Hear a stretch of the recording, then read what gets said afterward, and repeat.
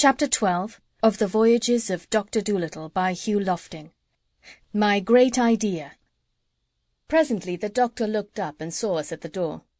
"Oh, come in, Stubbins," said he. "Did you wish to speak to me? Come in and take a chair."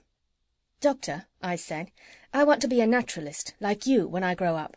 "Oh, you do you?" murmured the doctor. Well, dear me, you don't say.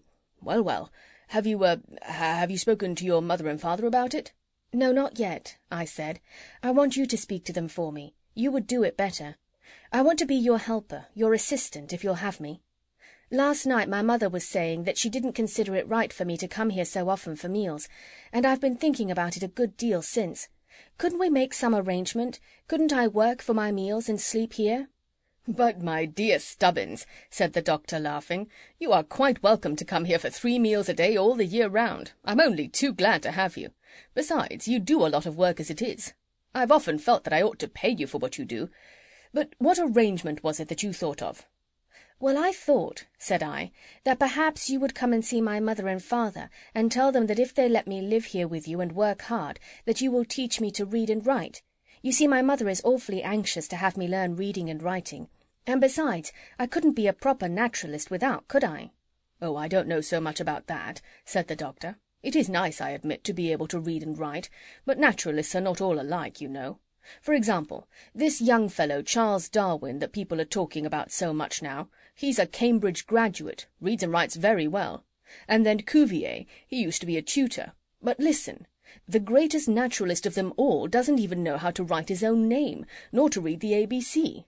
"Who is he?" I asked. "He is a mysterious person," said the doctor, "a very mysterious person. His name is Long Arrow, the son of Golden Arrow. He is a Red Indian."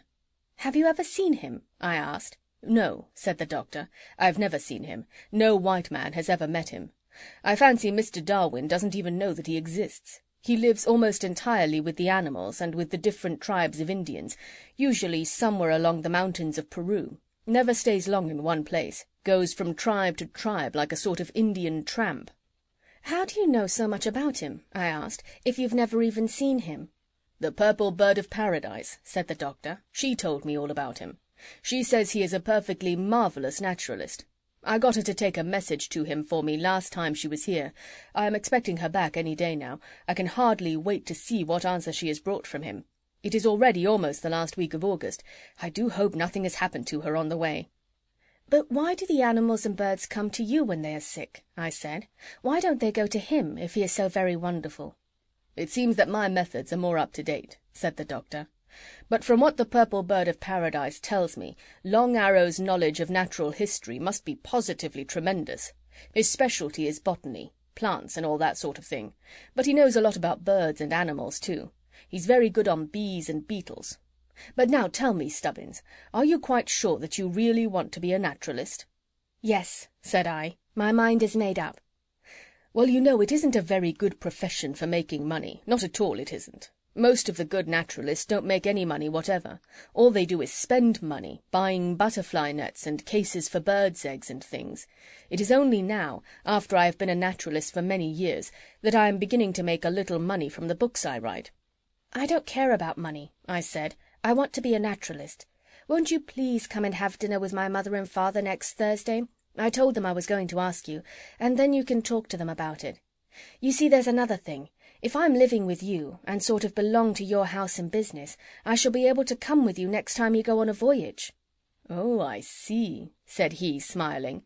"So you want to come on a voyage with me, do you? Aha!" "I want to go on all your voyages with you. It would be much easier for you if you had someone to carry the butterfly nets and notebooks, wouldn't it now?" For a long time the doctor sat thinking, drumming on the desk with his fingers while I waited, terribly impatient, to see what he was going to say. At last he shrugged his shoulders and stood up. "Well, Stubbins," said he, "I'll come and talk it over with your parents next Thursday, and, well, we'll see. Give your mother and father my compliments and thank them for their invitation, will you?" Then I tore home like the wind to tell my mother that the doctor had promised to come. End of chapter 12.